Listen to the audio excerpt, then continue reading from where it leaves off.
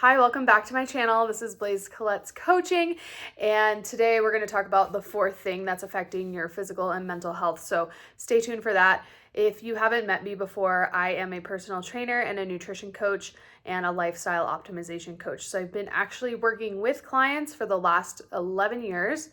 A lot of times on YouTube, there's people that are like coaches, but they've never actually trained people. So I have done that. I've got a lot of skin in the game. I'm certified through ACE. You can see all of my certifications and things down below. But yeah, so today we're going to talk about the fourth pillar of things that are really affecting your physical and mental health. So I want to speak from my experience with not prioritizing recovery. So number 4, you guessed it, it's recovery. So I feel like there's different types of people in this world, and I'm one of those people that I will push so hard, to the point where I'm so fatigued or so exhausted. So if you're one of those people who is prone to burnout or prone to overexercise or prone to not sleeping enough, then this episode is for you, because these are really important things and they catch up with you. So I'm going to tell you a story about my burnout. Basically, when I was living in Florida, I was working as a personal trainer down there in Miami. I worked at a big box gym. It was a luxury fitness gym. If you know anything about luxury fitness gyms in Florida, you can probably guess which one I'm talking about. But yeah, so I worked there. And then I also trained clients on the side. And all I did was personal train clients. I would wake up, on Mondays, I would train 12 clients. It was psychotic. Every session was 45 minutes to an hour. It was too much. I would train a 5, a 6, a 7, and 8 a.m. Then I'd probably eat. Then I would train a 9 a.m., a 10 a.m., 11 a.m., 12. Then I'd rest. Then I'd come back and I would train a 4, a 5, and a 6 or something like that. And let me tell you, that did not last very long. I got so exhausted, so burnt out. Corporate training is amazing because you do learn so much. I learned so much about personal training. I really believe it helped me become good at what I do, but it's very burnout oriented. So basically, I thought I could push. I was I'm going to be that girl who doesn't need to rest. I can work 7 days a week. Fuck everyone. I'm just going to work 7 days a week and grind, because I do have to say, I love the grind. The grind motivates me because I feel like it sets you apart so easily from other people.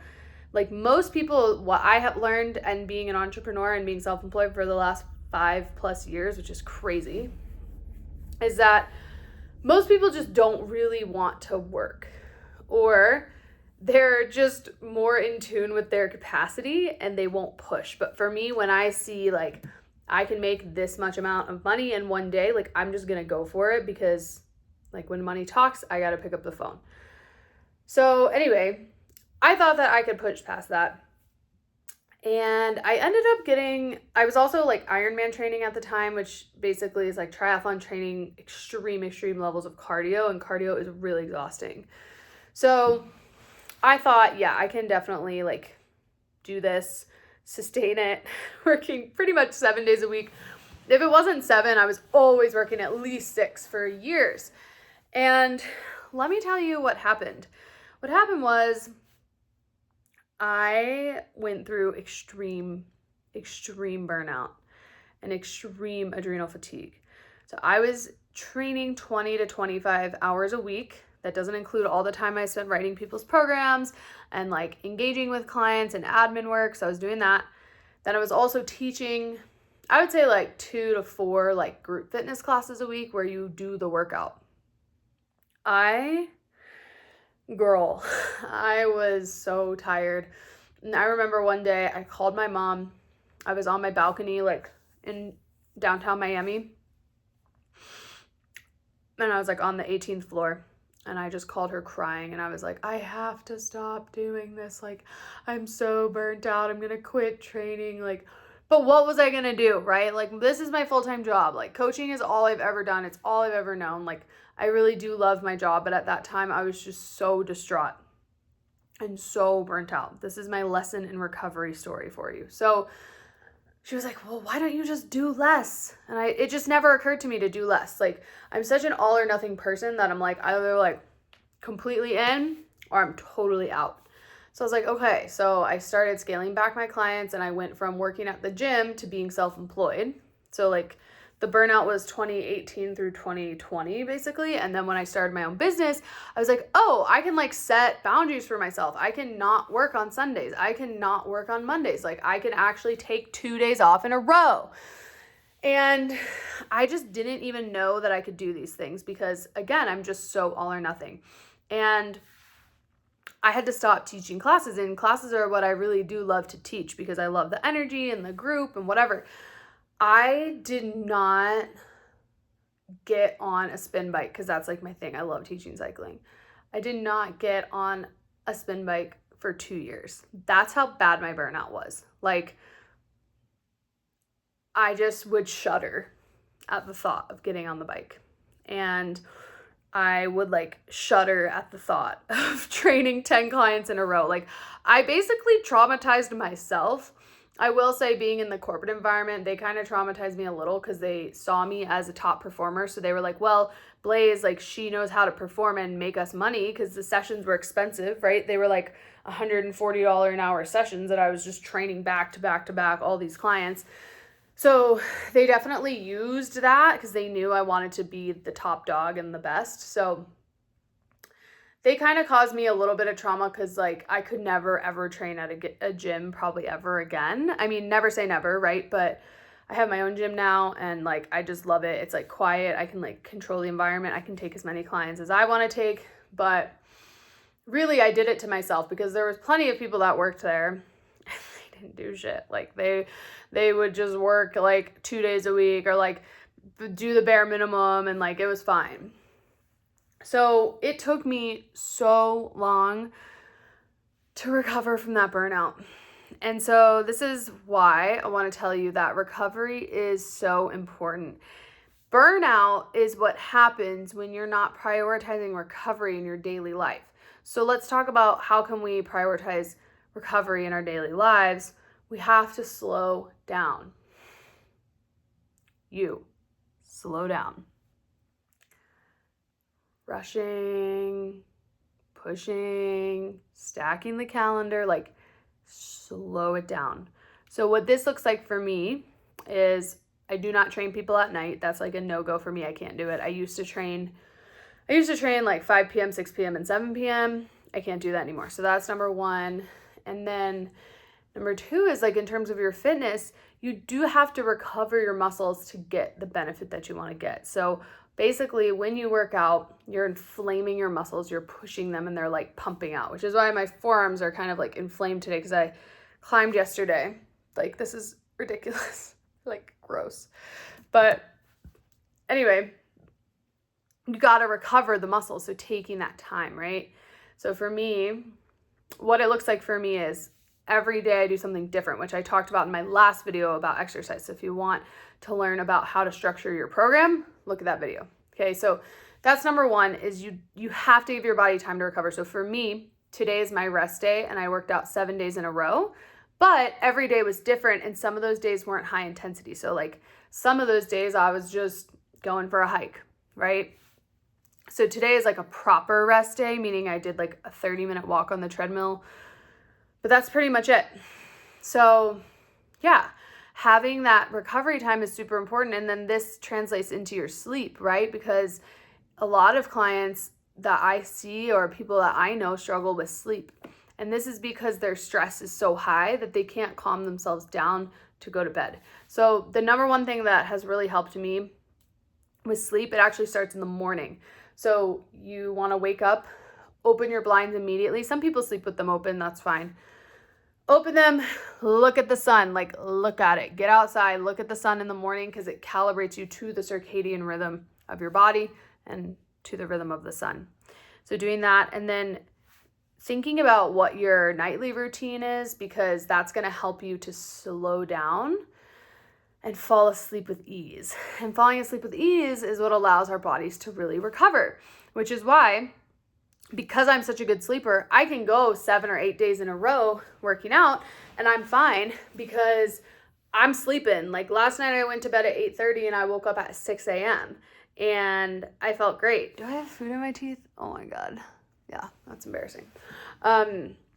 So it's easy, right? But when people come to me and they're like, Blaze, I haven't slept more than 4 or 5 hours in 6 days, I'm like, okay, we can't push it today. Like I won't push a client super hard if they're not getting recovery. Because if you're not getting recovery, why does this matter? Because you're going to get injured. So tell you a little story about my brother. He's amazing. I have 3 brothers, so I'm not going to say which one it is, but he is basically, he doesn't sleep a lot. And when he does sleep, he like completely crashes out like for 10 or 12 hours. I'm like, dude, are you okay? Anyway, he went to go climb because he's a climber to do this like crazy big wall in California in Yosemite. It's called El Capitan. And like, he was like, yeah, I slept in my car the other night. Like, I'll be fine. LOL. And like, when we're talking about a big wall, this is climbing like with your body and these bags that are really expensive and ropes, 3,000 feet in the air, or I guess that would be like 1,000 meters. Like, this is a big day. Like, I've been a climber for 4 years. I'm not anywhere close to doing this type of day. It's nuts. And he was like, yeah, I just like slept in my car and like didn't warm up and worked all night like the night before. Maybe he didn't work that night, but he had worked in the previous 24 to 48 hours. This is a big objective. This is a big physical and mental task. And the man gets onto the first pitch, which is like the first part of the climb. There's like, 3,000 feet ahead of him. And on the second pitch, which is like 150 feet up in the air, maybe 200, I'm not really sure the exact length, he pulls so hard on a hold that he ruptures his pulley. And in climbing, if you don't know what a pulley is, I'm telling you this because it's important to know about why you need to recover. Basically, a pulley is like this muscle that pulls with your hands, right? So imagine this just like snapping. It would be like if your Achilles heel ruptured. And he had to bail from the climb. Like, he did not finish the climb. And then he was totally messed up for the rest of the season and couldn't climb. So, like, this is why recovery matters, because our bodies are not machines. They need time to recalibrate. And for me, like, I used to be a cardio junkie. And so I would be like, well, fuck recovery. Like, I'm going to run 6 days a week. And then my body started breaking down. I had to stop doing that. And the recovery is when the muscles get time to repair and come back together. So that's the way you want to think about your recovery day. So if you're like, okay, Blaze, like, I'm going to work out 5 days a week, like, ideally space your recovery. So do like 3 days on, rest. That puts you on day 4. And then do like 2 days on and then rest. For me, I like to do 7 to 8 days on and then I take a rest day and then I go, because I can cross train it and like change my intensity. But even on the day that I'm recovering, I'll still go for a walk or I'll do some stretching, right? Like some foam rolling, something like that. So just remember, like, your recovery day can still be an active day. Like, I've pretty much been moving all day today, but I haven't worked out. I haven't like put load or effort or resistance onto my muscles. So this is a really, really important thing. So we have our relationships, we have exercise, nutrition, and recovery. So taking a look at all 4 of these and thinking about like, okay, maybe I'm like thriving in relationships and nutrition, but I'm not working out and I'm not recovering, right? Well, actually, those probably wouldn't go together. Maybe like you're working out, but you're not eating well, or you're working out, but you're not sleeping well. So think about those 4 pillars and how they balance each other out. And I promise you, when you start to think about them holistically, fitness is going to make so much more sense to you. And like being and living a healthy lifestyle is going to make a lot more sense, because you're going to be like, oh, well, I have all the pieces of the puzzle. Obviously, there's more that we're going to talk about, but this is huge. So I hope you enjoyed this video. Please feel free to like and subscribe, and I will see you on the next one. Okay, bye.